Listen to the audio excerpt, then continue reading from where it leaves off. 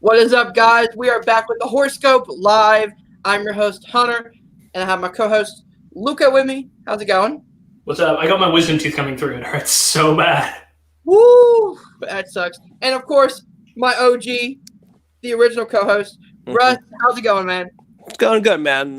Yeah, coronavirus is not going to slow us down here. Nah. I think this movie is a good one to talk about too, because everybody's getting that whole cabin fever thing going on. So I think this is a perfect movie for this. I see what you did there.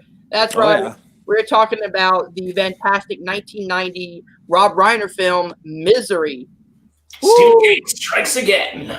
Yes, he does. This is the second time in a row that we've talked about a Stephen King adaptation. Last week was The Shining with me and Luca. But yeah, so let's go into Russ's, I'm going to try to say it. You ready? Synopsis. Yeah, that's going to be a watered down version. Pretty much, we meet James Caan. He is a writer and author. Paul Sheldon is his name, and he pretty much has this manuscript that he has already. He sees Lauren Bacall as his editor or his publisher, I think. Yeah, Lauren Bacall is his publisher. She's and then literary agent. Yeah, literary agent. Yeah. And then pretty much it's he gets into a automobile wreck because it's snowing, and of course why slow down? But yeah. So then he just happens to be pulled out by his number one fan, Annie Wilkes, played brilliantly by Kathy Bates, and a bunch of madness ensues as we learn more and more about the kind of her, I guess her intentions, for Paul Sheldon. Fantastic film though, all around though. This is a good film. This is probably one of my favorite Stephen King's. It's not a bad choice. All right, so after that, we go into some of our favorite scenes, favorite lines, favorite just overall pros in this movie. So I'm gonna start with Luca.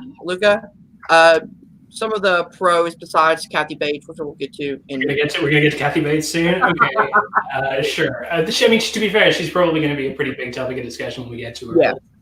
What are the non-Kathy Bates things that I like in this movie? I like how confined it is. I like the way that it's really effective at setting up this sense of isolation. We talked about this with The Shining, right? In my opinion, Stephen King's best works, his best stories, are not these huge, expansive things like Dark Tower and It and Salem's Lot. They're these little, intimate stories that are very isolated, very personal, and I like how effectively Reiner, for the most part, we'll talk about some things later, how effectively it's kept to the house and these two people and their dynamics. I really, really like just how you feel the isolation that Caan is feeling. You feel strapped down to that bed. So much of it is kept in the room, in his field of view. And for a long time, you know about as much as he does. So there's a lot of intimacy created with Paul Sheldon.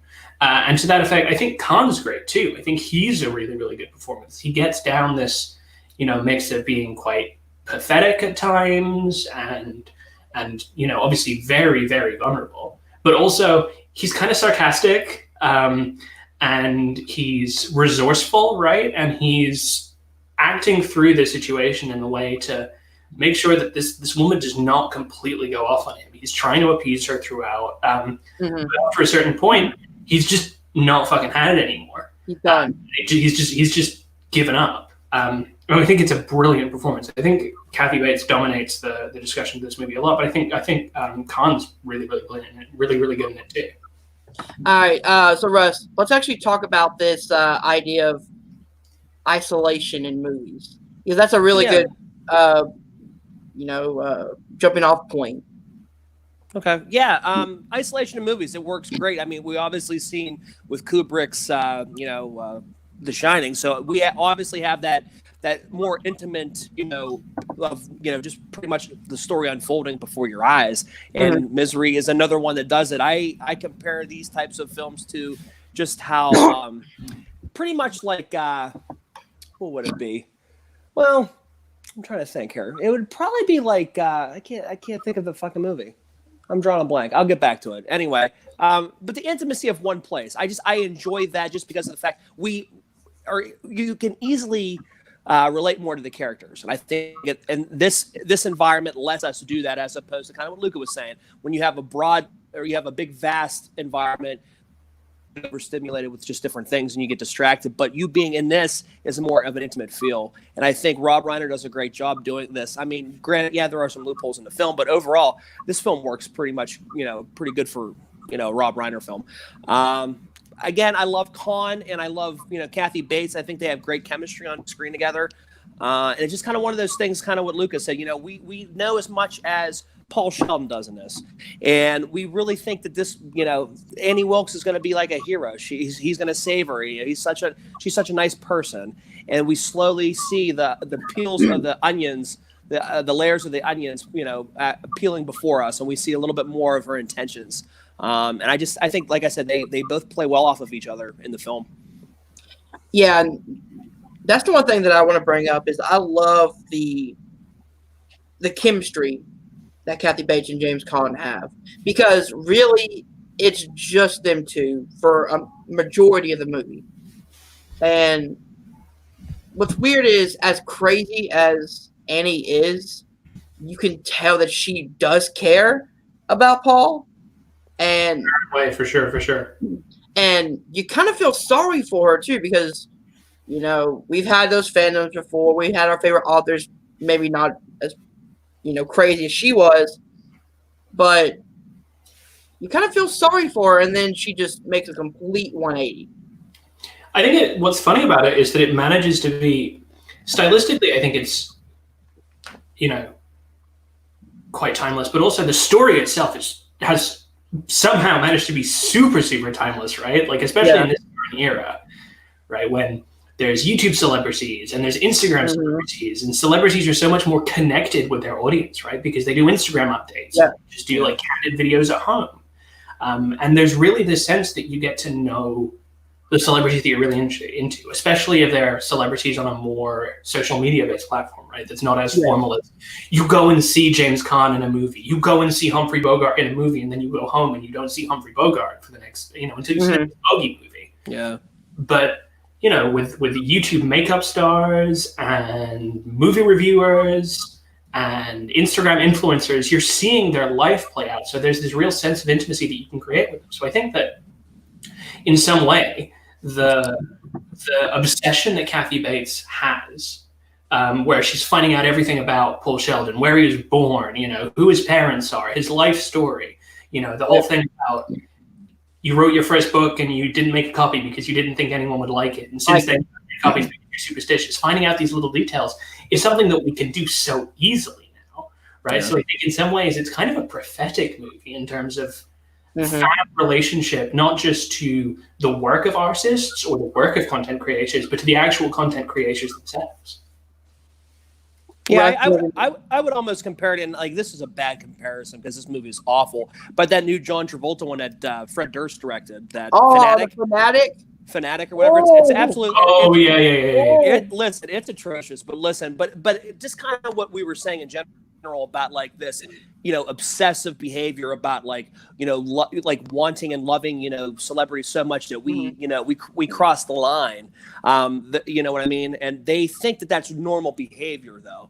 And I think that's where, Annie Wilkes' character comes in, because I think those lines are blurred. She doesn't know, the boundaries of this, because she figures, she's saved Paul Sheldon. So, she's kind of almost entitled to, I guess, kind of, live this, fantasy out. A movie that I was trying to think of was 12 Angry Men utilizing one spot. That's what I was trying. I couldn't think of the damn thing. I know, such a timeless classic. But that's one of those films where, again, you're in one place the whole entire time, but just because of the different, Oh, then we lost him. You know what I mean? It really just takes you along because of the the different angles, and you forget you're in one place. So I think Rob Reiner does a really good job utilizing that. I mean, yeah, we get a break sometimes when Annie goes to the store and stuff like that, but for the most part, it's concentrated in pretty much in the bedroom that she has for him. But just to carry on from that, I really like the way that Reiner uses the flow of information in this movie. Because, for example, when Khan first gets out and he stashes the painkillers, Going out, he's exploring the house at that point. He drops the penguin, he puts it back, and it's kind of viewed as a bit of a throwaway scene at that point. You think it's, because it's just a close call because the penguin didn't smash, and he puts it back. And then there's like 20, 30 minutes of that not coming up again at all, right? Wilson's fine, doesn't let it on or anything like that. And then very, very quickly, like light switch. When you get to that scene, which we'll talk about that scene. Yes, we will. She talks about, the penguin in my room always faces due south. And it's like, oh, right. That's why that was there. That's why that's an important scene. And it's that information trickle down. Obviously, it goes in with the memory lane scrapbook and what's in there about her having been a nurse and the death of the newborn babies, all that kind of stuff. The information is drip fed to us so slowly. And we never, ever know more than calm in this movie, like at all. But that's what leads to that suspense. That's what builds the suspense the whole entire time, because you're not given all this information at once. Like, it's literally like breadcrumbs the whole entire film, all spread out. Kind of what you said about the penguin. Like we think that's a throwaway scene. Okay, James Caan almost breaks the penguin, puts it, faces it the opposite way. But that's just to show you how observant Kathy Bates is. Annie Wilkes' character is. I mean, I think she is just so structured and like routine with her things that she does. I think she just kind of like really, she's very observant. And like, even when she's throwing stats out about, Paul Sheldon, I mean, she's super like a photographic memory almost. Yeah. And that's what's actually scarier, is that you can't get nothing past her in this movie. Like, just as you guys brought up, it's one tiny little detail, the penguin being, the opposite way. She's immediately on it. And again, I like how it's all slow build, and that even at the climax, it's not this big over the top, like, gunshots and things like that. Like, you have but really it's one shot to, I believe, his shoulder, and then she off, and it's really like closed in. It's hands to fist. It's on the floor. It's down and dirty fighting between these two. It's literally like a captive fighting for his life to get out. You're robbed of basically every moment of relief in this movie, right? You have the penguin, and you go through so much of that movie being like, "Oh, it would have been terrible if that had smashed," and then you find out that, oh no, wait, that was an actual thing. Farnsworth comes, and you're like, "Oh, thank God, Farnsworth is going to find him, and Farnsworth is going to get him out," and he gets shot through the fucking chest. Like, there's when he thinks that he's going to drug her with the wine, she's still, and it's like, oh, motherfucker, could you just give me one? One bit of relief, please. It's almost like she knew that he was planning something with the wine. You know what I mean? It makes you wonder, because she spilled it like almost deliberately. You feel like you're like, come on, seriously. Yeah. Like, she almost knew. I feel like she almost did that deliberately. I feel like she kind of knew Kahn's plan. I feel like she was ahead of it. She's like so ahead. She's so one step ahead of him the whole entire film up until the end, obviously. But like, and that's the other thing, like, you really think that he's really going to close out and write this book the way you want it to, and he's not going to try to like burn it and you know what I mean? Like, how else did you figure that this could end? I mean, it couldn't end any other way, really. I mean, realistically, and like how we said with Buster, we were like, oh, this is great, and that scene scares the shit out of you. Like, you don't expect that, because you see him looking down at Paul Sheldon at the bottom of the stairs in the basement, and then all of a sudden, bam. She has a shotgun out of nowhere. You know what I mean? And it's just like, Kathy Bates, I think her character is always one step ahead of Sheldon in this movie. You're like, seriously? Like, come on, I think it's quite, like, that Farnsworth moment in particular is like, there is a kind of sense to me in this that Reiner is actually taking a leaf out of Kubrick's book, right? Yeah. Like, with the huge snowy, isolated environments, with all that kind of stuff. Like, the shot to Farnsworth's chest is almost like Scatman Crothers in The Shining, right? Yeah. Like, he's going and he's being heroic or relatively with shotgun.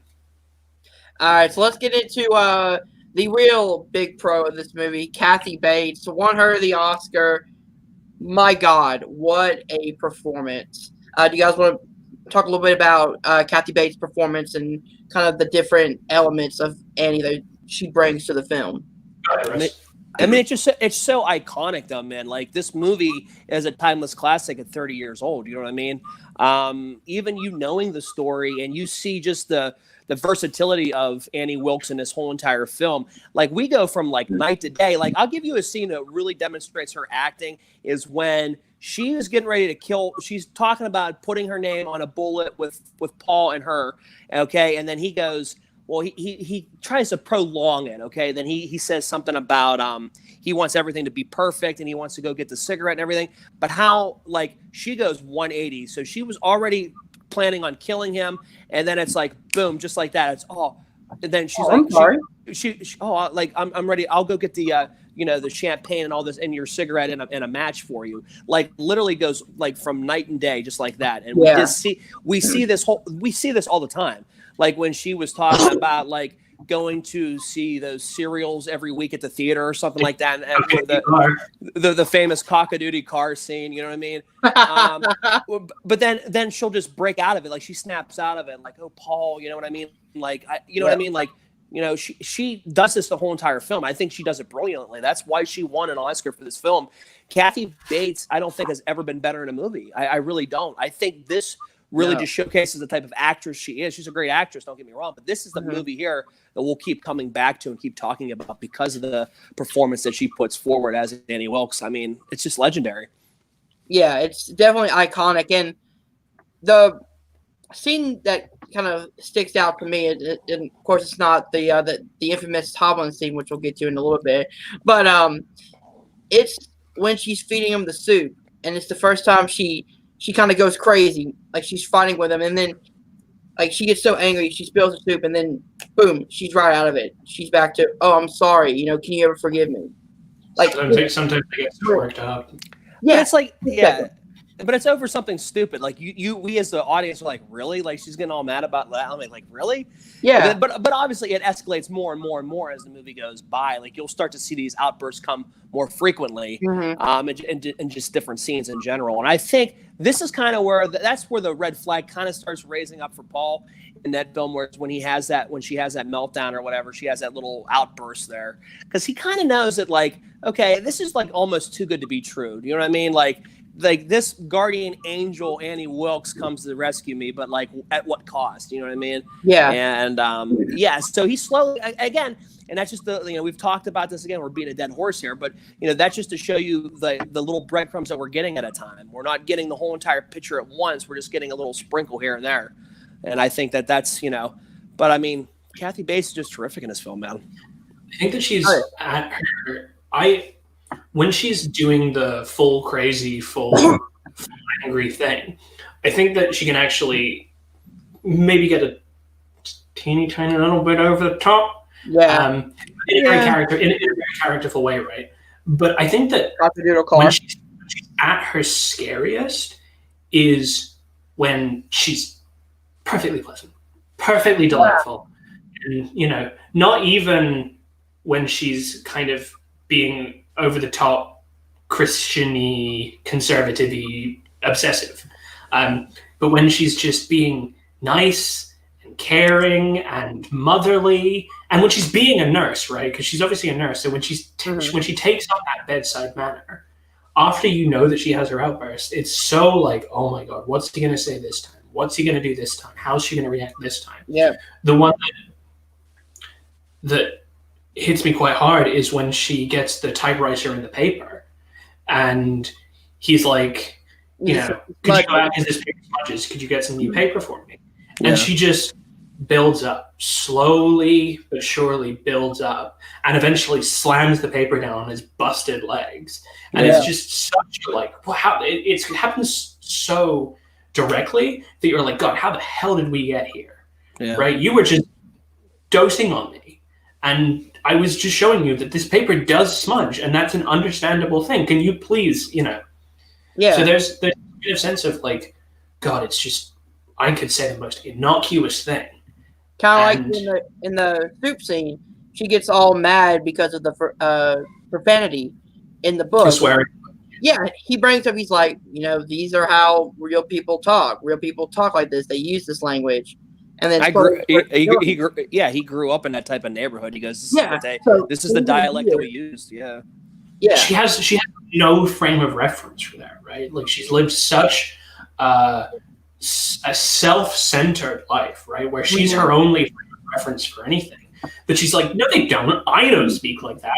I don't do the give me your bitchin' money thing. Give me your bitchin' money. She's so self-contained and isolated in her own life and how sad it is for her. It's why she relates to misery so much, because, you know, she's a old-fashioned traditionalist romantic type. Who likes, you know, Mills and Boon type novels and classic chivalry and graceful stories. Then there's no... But she... Go ahead. Oh, no. But she lives... This is how she lives her love life, though. She lives her love life through these books. Yeah. She doesn't have a significant other. She doesn't have, you know, a love or anything like that, or any interest outside of Paul Sheldon and these misery novels. So I think she lives in these novels. Like that's like pretty much how... That just shows you the craziness of, you know, Kathy Bates' character. Oh, yeah. Also, I just... Before we start talking about Kathy Bates, I want to bring up she's really funny. Yeah. Yeah, there are really, really funny bits, like Cock-a-doodie Car, and anytime she's like, "Oh, you fooler," or I think my favorite thing is when she's talking about, I think they're talking about having dinner, and she gets all excited, and she's just like, "Oh, I'm going to put on my Liberace records," and does a little twirl and all that kind of stuff. Like, she's really like, there's some very funny moments to her character, which I think makes the tenser, more intense moments even more impactful, because occasionally she's so goofy. I love the scene when she's outside and Paul flicks her off. I think that scene there, it's just like almost like a throwaway scene, but you can just kind of tell that Paul's had it like he hates this lady with a passion. You know what I mean? And it's like Annie knows that, you know, Paul can't do anything because he is literally at her mercy pretty much. She has this, you know, she is pretty much the creator here. She can determine when you die or when this, you know, with the, you know, obviously the snap of a finger, you know what I mean? Yeah. She gets off on this sense of being like a caregiver, to be this like person, like a motherly type figure, you know what I mean? And it's haunting, man. And there's this one particular dialogue. I don't know why it sticks with me so much, but it's when she's like, don't think that anyone's coming to rescue you. Don't think that a helicopter's coming or, you know, the police are coming because I didn't really call them. And you're just like, oh shit, he's stuck there now. Like, well, I mean, we as the audience obviously know something's wrong here. First off, we know the storm has lifted. We know that she obviously drove to town. They don't. The hospital's never closed, so this was kind of stupid to have this whole little, you know, the doctor and this and that, and like we know that obviously this is the time before cell phones too. Another thing that's kind of weird watching that we have to actually use a landline to contact people. You know what I mean? It's kind of crazy thinking about that, but you know, this whole entire film though with this, like he has to know that slowly things aren't adding up. You know what I mean? We probably should have been like, even case in point, like I get it, like when she like bandages him up and she shows like, you know, the work that she did that she's so proud of, like literally taking a crutch or whatever and like make, you know what I mean, a makeshift cast to try to, you know, obviously heal the broken bones in his legs. I mean, it's, you know, we clearly know that obviously things aren't all what they seem to be. And we know that she hasn't contacted anybody. And I think we know that obviously from the get-go. Even if your first time watching this film, you kind of know that she's really, her intentions aren't there to help. I mean, they are to an extent. What was that? It relies like on a level of understanding that we know that something's wrong because this is a Stephen King story. Right. Oh, yeah. And Reiner is making the assumption that we're going in having an idea of what a Stephen King story is like. Yeah. So there's already that level of underlying tension that's built up just from the fact that we know who the writer is. Yeah. We've seen the marketing, right? We've seen the poster of her face in the, you know, in the dark sky with the lightning. It's lit in a really spooky way. So there's obviously like this idea that everything's super positive at first glance, but there's like this gentle underlying thing that you know is just going to spike at some point. Yeah, I think she's the most scariest when she has that needle in her hand, because there's nothing Paul can do. Like once she stabs him and injects him, he's out. Like, so literally his life is literally in her hands. Like she could take it away just like that. That's the scariest part, I think, because like he is pretty much, you know, shit out of luck, I guess. You know what I mean? It's one of those true. things where, yeah. But like another pro I want to bring up is I love the intense moments when Annie is gone out of the house and you have just James Caan, Paul in the house. He's, you know, he's going through the house, he's looking through the books, and then you see the car pull up and he's rushing to get back in the room, and you're anxious as well, following with him. Yeah, because I mean, you're literally against the clock. You know that she's coming in at any minute. And he has to hurry up. Even when you think it's safe, like he shuts the door, he has to relock the door. The door wasn't unlocked. You know what I mean? So he even has to try to do that and fiddle around real quick with the hair clip. I mean, and we can tell, and Annie knows what the hell's going on, man. There's no reason why this guy's literally drenched in sweat like he's run a marathon. You know what I mean? Yeah. Come on. This guy was clearly doing some shit he wasn't supposed to be doing. Annie knows it. So, like, I think that right there, I think she slowly knows.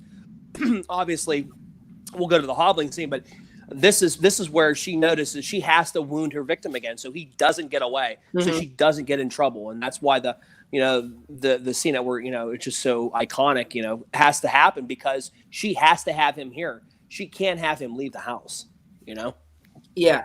So should we talk about that scene, by the way? I think is this the time to talk about? Yeah, this is. But I do want to bring up some interesting tidbit on this scene. This scene was actually ranked number 12 on Bravo's 100 scariest movie moments list. The arbiters of all things terrifying. Yeah, but this is something I wanted to bring up. Yes, the scene is. Let's get into it. The hobbling scene. It's the scariest scene, man. I mean, she, like, obviously, like we were talking, Annie obviously knows that she cannot afford to have Paul escape. Yeah. So she does what any other person would do. This I don't know, this what any other person would do. No, you know what I mean. Like what any other person would do in a situation. Not really, but like the idea of a wedge of wood between James Caan, you know what I mean? It's terrifying, man. And then it really is. The slow pan up of the sledgehammer she has in her hand. I've seen this movie probably maybe 4 or 5 times, maybe around that. I watched it yesterday to prepare for doing this, and like seen this movie before, have it basically memorized just in terms of like the scene structure and how it goes. I was still fully like this. Yeah. Still knowing what was happening, knowing what was coming. It's the sound design, and you see one of them, you don't see the second one. What got to me about it is like, this is a person that Annie Wilkes genuinely has a kind of love for, right? Yeah. She loves him in her own way. And she's talking about doing this. And what I was thinking when I watched it this time was like, she loves this guy. She has to do this. In her mind, she has to do this. Yeah. Why isn't this upsetting for her? Like, why isn't it upsetting that she has to someone? There's a sense of inevitability to her, but there's like no remorse. There's no remorse. In her mind, you can't cry over the spilt milk. You just got to do it. And she describes it in such a casual way and is kind of joking with it when she's like, and that's like wrecking a sports car just because I had a broken spring. It's insane.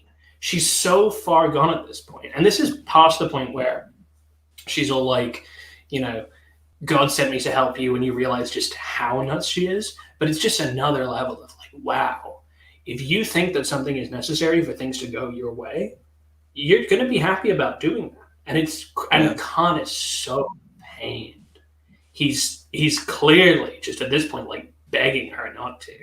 And it's just intense and horrible. And like, I'm pretty desensitized to a lot of horror stuff because of, I've spent most of my adolescent and adult life watching this kind of stuff. But still, there's just something about this one where I'm just like, I feel it. Yeah. It's visceral.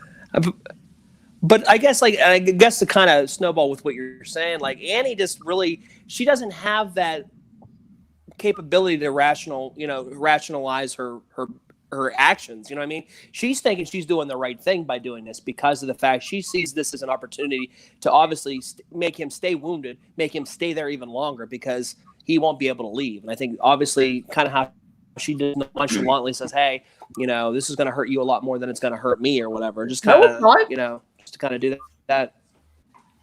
All right. So I guess, or leave him out because he's going to bark. Either way, he's going to. Leave the door open. No, it's all good. My dog, fine. Anyway, sorry about that, guys. Anyway, no, but this is to show the blurred line of her rationalization. She does not have it.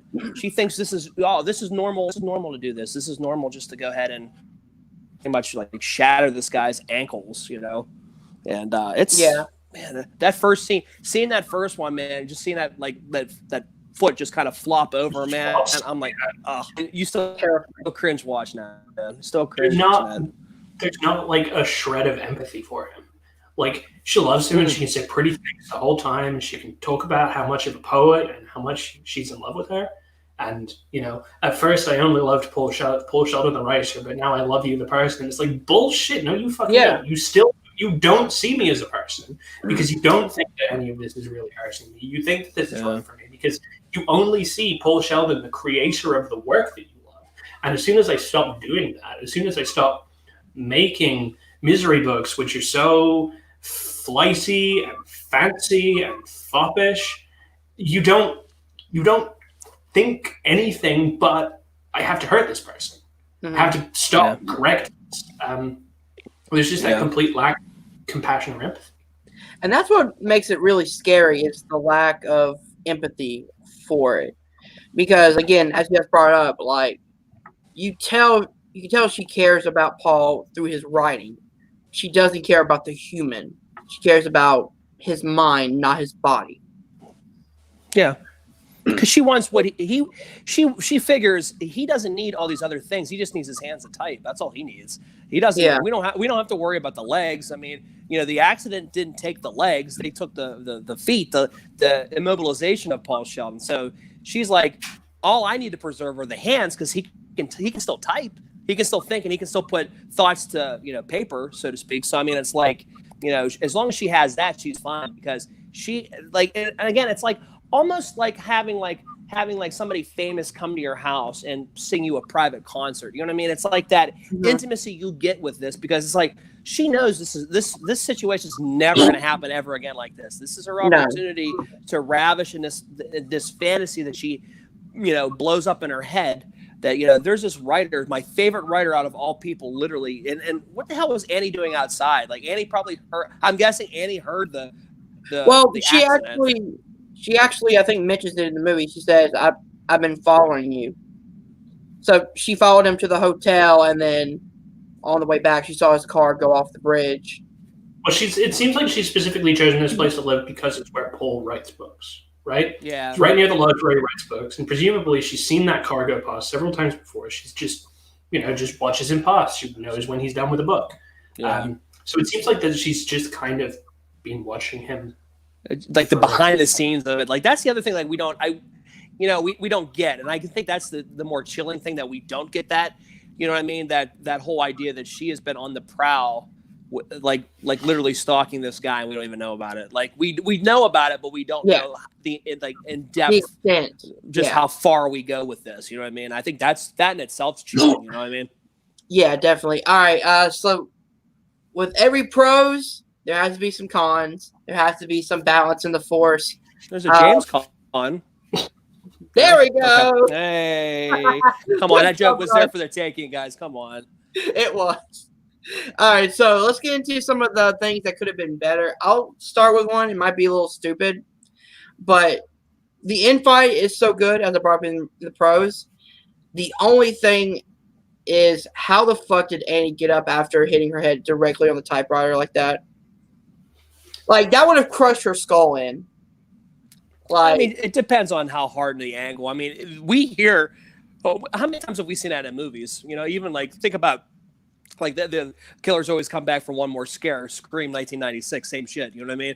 It's just revisiting the old trope. I mean, it's the old trope though. Yeah. I mean, you know, they have to give you one last moment of scare and terror. Yeah. You know what I mean? So I mean, I like realistically, I mean, come on.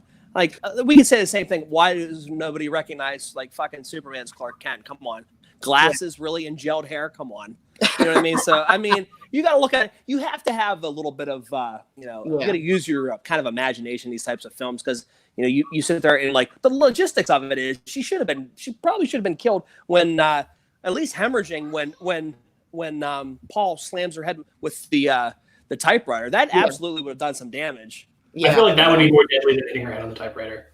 Because he's literally using the force and hitting. Yeah. So I mean, and she like took it like a champ, like nothing happened. Yeah.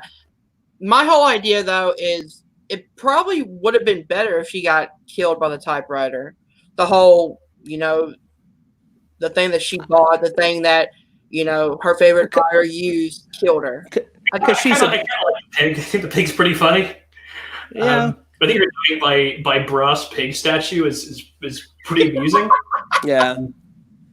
I'm willing to suspend my disbelief for that. What I'm not willing to forgive as much is how much Farnsworth is in this fucking movie.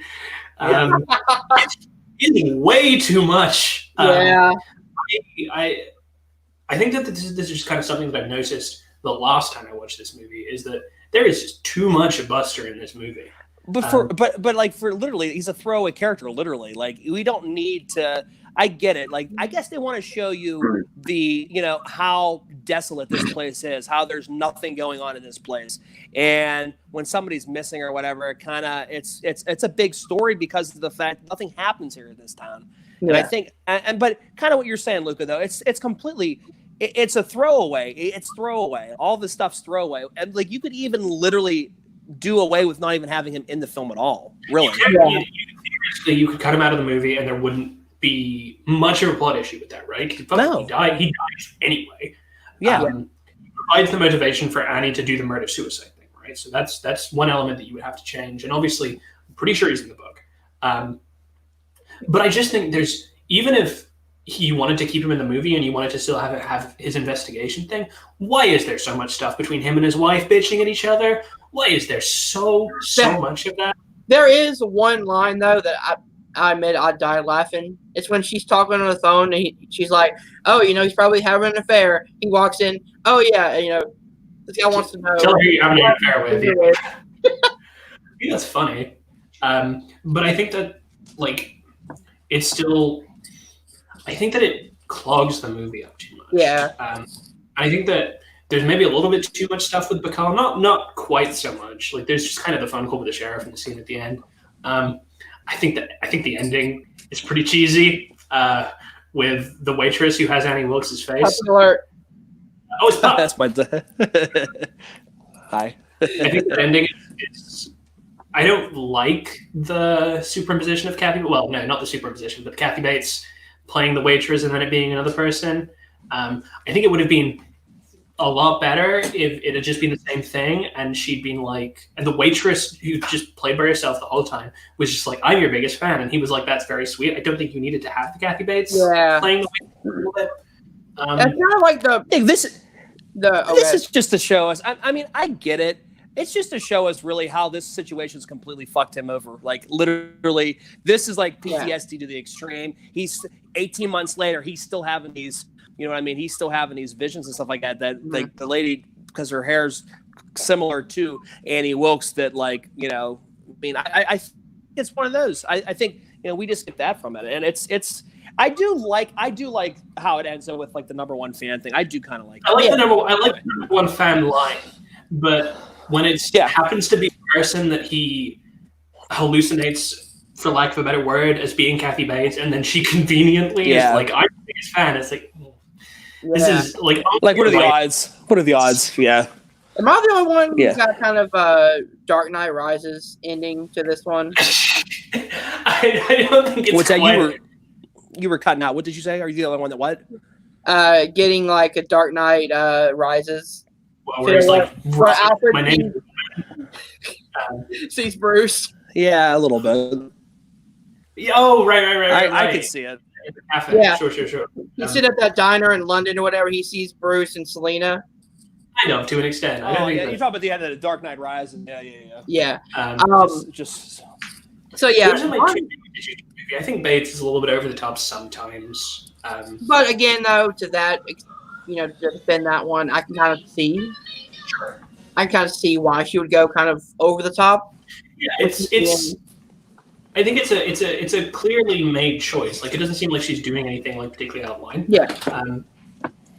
Maybe a fewer moments of quiet menace in Kathy Bates would have been something that I would be interested in. Yeah. But I don't think it's a flaw in her performance. Which I do have one more pro.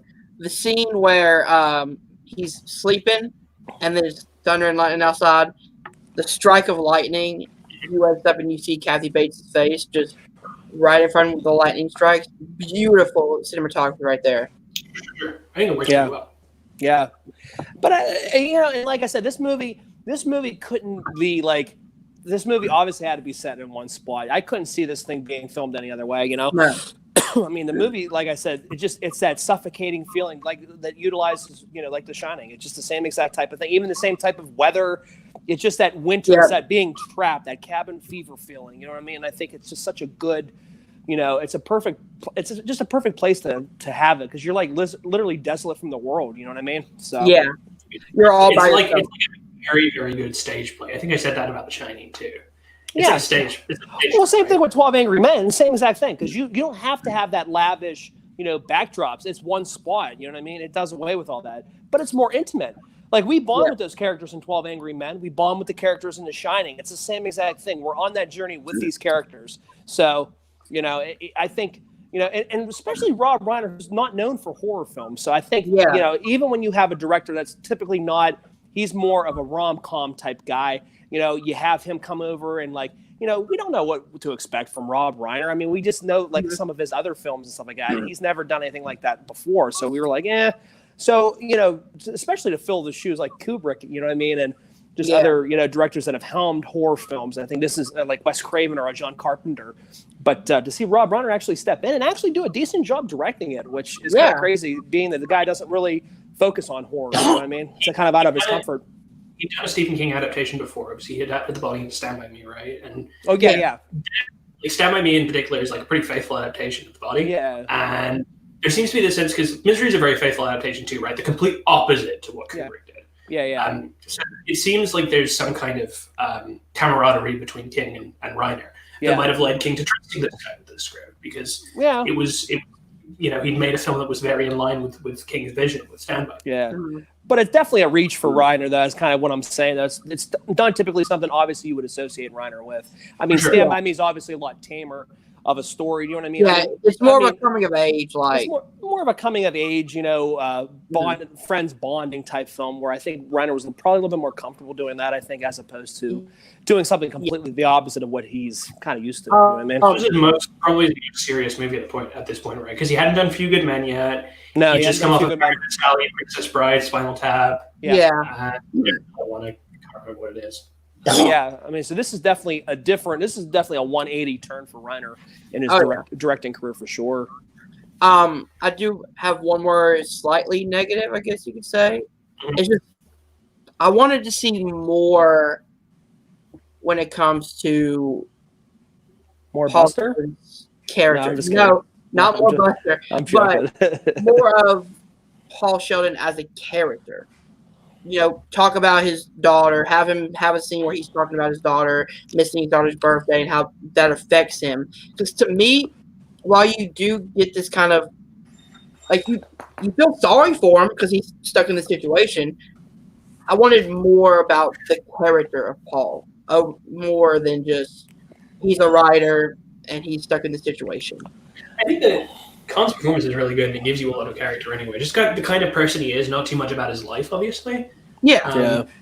But I already think that the movie is a little bit bloated with Farnsworth stuff, so maybe you take out Farnsworth and you put more Khan in. Personal perspective is take out some of Buster's scenes and just leave it at that and leave it at 135 as opposed to 145, which is what it is. Yeah. Or maybe it's 10 minutes too. Well, The movie does flow pretty well, though. I mean, yeah, there are some scenes we can obviously take out, the Buster scenes and stuff like that. But for the most part, all the scenes. Everyone blamed on Buster. No, yeah, I don't. But like Luke, I said, really funny. His wife's really funny too. It's nice to have that different comedic relief. I think they're almost kind of in there for kind of like an intermission type thing to get you not thinking about what the hell, what horrid things are going on in Annie Wilkes' house. I'm guessing. I don't know. But kind of how Luke and I said, he's just a throwaway character, man. You don't need him. Like the movie moves it the same direction with or without Buster. So yeah, definitely.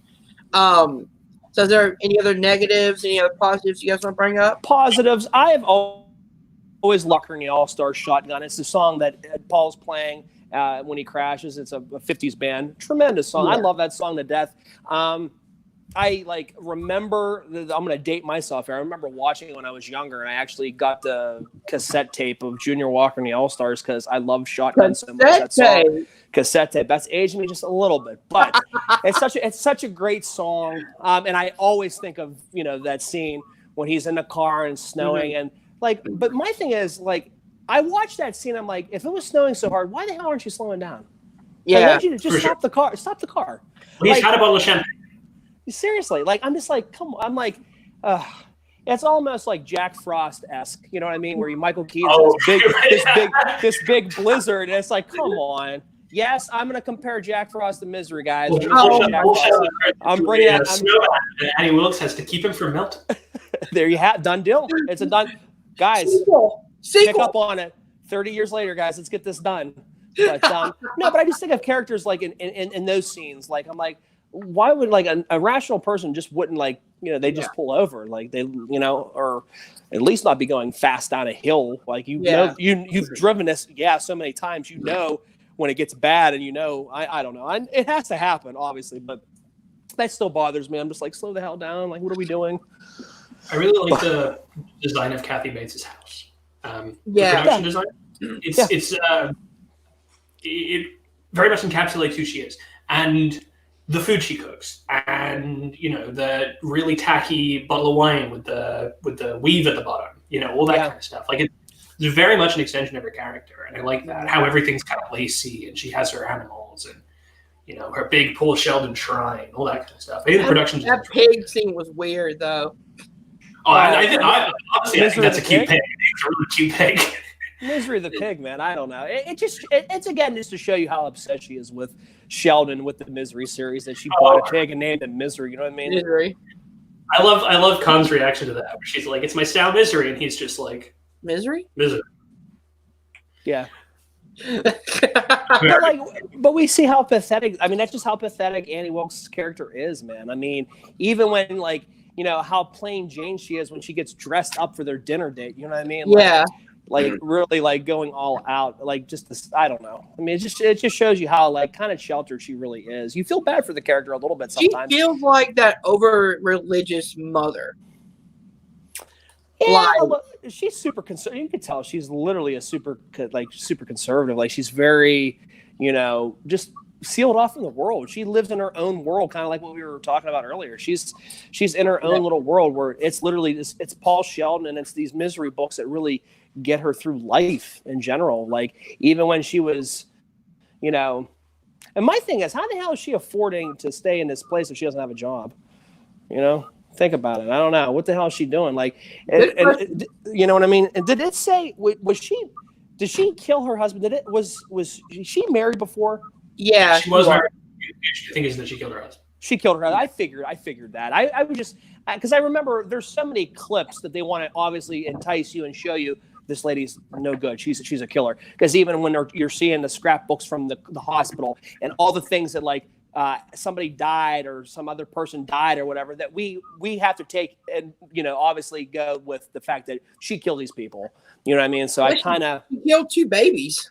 Yeah, I mean, but again, this is to show you that there's no, there's that blurred logic. She just doesn't know. She doesn't know right and wrong. She's so far gone, and I think that's what the movie it just makes for an interesting film just to see, And again, we're just, being a horse with Kathy Bates, but I don't see anybody else delivering a performance like Bates for this film. Like No. I couldn't recast this film and not have Kathy Bates. They actually recast Annie Wilkes for the season 2 of Castle Rock. Okay. I believe. Let me see if I can pull up who played her real quick. And like a James Caan, and like again, this is a different role from what we're seeing with James Caan, because you got to understand, obviously, too, in the '90s, he got involved in those like rom-coms and stuff like that. What the one with Sarah Jessica Parker in Vegas or whatever, Honeymoon in Vegas. I think he did. He was. So it was portrayed by Lizzie Kaplan. Okay. For Castle Rock season 2. Okay. I mean, I don't know. Like I said, it's just such a iconic thing. You can't really, And at number 12, I think that's a little underselling this. I think this easily should be in a top 10, top 5 for me for scarcity. Like number 1 got to be Psycho, I would imagine. I can't see. Number 1 was actually Jaws. Really? Open Jaws, which I've seen that series and I have feelings about all of it, but. Yeah, Psycho to me would be the one I think would be number 1. It's just so iconic, So let's get into kind of our wrap up and then our rating. Because we're doing different rating systems, thanks to Luca over here, I have one. Let's do out of 5 leg breaks. Oh, I like it. Okay. All right. So let's start with Russ. I mean, it's a 5-leg break film. I mean, it's a film that break all 5 legs. Absolutely, break 2.5 people. No, but like, no. To me, it's just this film here is just, Luca said it before. We've repeated it. I mean, it's aged fine. 30 years old, and I think it's still, it's still a damn good film. It still does the suspense well. There's still, the performances are still top notch from, Kathy Bates and James Caan. They're perfect together. They're bouncing back off, one another. I think it's perfect. And it's just a fun film. It's a fun film to watch, especially during the Halloween season or just in general. If you love horror films, this film doesn't get old. And the fact that it is shot in one location primarily is that more intimate feeling. Again, like we said, with The Shining, the 12 Angry Men type films, that you are desolate. You're with these characters. Like you bond more with these characters as opposed to having a vast environment. So to me, like I said, it's one of those films that just doesn't age. I enjoy it, and great performances all around. All right, Luca, on to you. Really, really incredible movie. Beautifully made, wonderfully tight. 2 great central performances. This time through, I thought there was a little bit too much fat on it. I kind of thought it was a little bit bloated. But the movie at the core is really, really brilliant. I'm going to say 4 broken legs. So 2 people is what you're saying. 2 people. Right? 2 people. Come on, you got to get greedy. I got to get 2.5, man. Yeah. So I'm going to give this movie 4.5 leg breaks out of 5. Ooh. So you break 1, 2, and then you break one of the others. The other person's in severe pain. Why did you just break it? Why did you just break it off already? Again, I agree with Luca in the point where there's too much Baxter, like cutting out to the police station, kind of took me out of the isolated settings. But other than that, the performances are great. The scares, the intensity, everything is fantastic. Kathy Bates is fucking fantastic in this movie. So yeah, I'm going 4.5 leg breaks out of 5. Nice spectrum. I like it. All right, so it is everyone's favorite time now. It is time for the Horror Corner. The Horror Corner, Luca, you're new, I'm sorry, is for sure where we tell what the movie is going to be for next week. And since it is your pick, we do the honors. Of course. I feel like I'm being very, very predictable because I bring this movie to everything that I can bring it to. Like it's a bring your child to work day, and this is my beautiful pagan child. But we're going to talk about 1973's incredible Robin Hardy, British folk horror, magnum opus, The Wicker Man. Not the Nicolas Cage version. All right. So the 2006 Nicolas Cage was Absolutely not. I quit. It's sad. I've never watched this original. I watched the 06 Me neither, man. Chance and I'm I giving did giving you a beautiful opportunity to watch it. I'm fine with it, man. I'm always looking forward to watching movies that I've never, stepped into before. So that should be fun. And it can't be. Definitely. I mean, it can only be better than the 2006 shit show. So. I don't know. Nicolas Cage is embarrassing punching the hell out of a woman. Man, it's what a waste of time that movie was. Such a waste of time. All right, so next week will be 1973's The Wicker Man, as voted by Mr. Luca. All right, so let's get into the closing plugs. Russ, where can people find you? Yeah, you guys can find me on Facebook, Notorious by Chance. Chance Ellis and I still do a podcast. Get involved in that one. We're actually going to be wrapping up. We're going to be filming the 5th Pirates of the Caribbean movie tomorrow. Good luck. And then that'll be, thank God, out of sight, out of mind for these shitty ones, the back end of this trilogy, or the 5 films, I should say. So get on Facebook. Like I said, we'll be opening polls up coming here in April. So we got some interesting things coming up. I think we're going to do something with, I think best movies with disease in them too. I think we're going to do kind of just this coronavirus thing. Man. It gives you added material to do that kind of stuff. So it's like, well, let's take it and run with it. So I think we're going to do that. And we got a couple other good episodes coming up, but yeah, also YouTube. We're there, Notorious by Chance. We do new movie reviews. Obviously, we can't do that because there are no new movies coming out because the box office is closed because of this stupid coronavirus. It's literally taking every joy away from us. But nonetheless, we still got movies. We can still talk about these old films from yesteryear. So it'll be fun. And like I said, we'll obviously get that back up and running. And then you can pretty much find me competing in fan leagues across the beautiful world here. There we go. Mr. Luca, where do people find you online? And have you been able to escape the bathroom yet? This is my recording studio now. I'm still here. as always, you can find me on the video you're watching me on, and then you can give me some privacy for the rest of the week. I'm not on Instagram. I am not on Twitter, and I am not on YouTube, except for right now. Leave me alone. So enjoy this 56 minutes of Luca because you won't see him again for a little bit. Next week. When's the thing? The trivia match with? It should be out next week. It should be out next week. You can see me in another trivia match with this network soon enough, I hope. If I get to enjoying it. And yeah, cool. All right. If you guys did enjoy this, hit that like button, subscribe to Nerd Entertainment Network below. Yes, that match with Luca taking on Dominic Rizzi will be out next week. It'll be next Friday. I'm scheduling it for every Friday now. Nice. And he does have a mouth on him. Thank you guys for watching, and we'll see you guys next week with another episode of the HorrorScope Live. Later.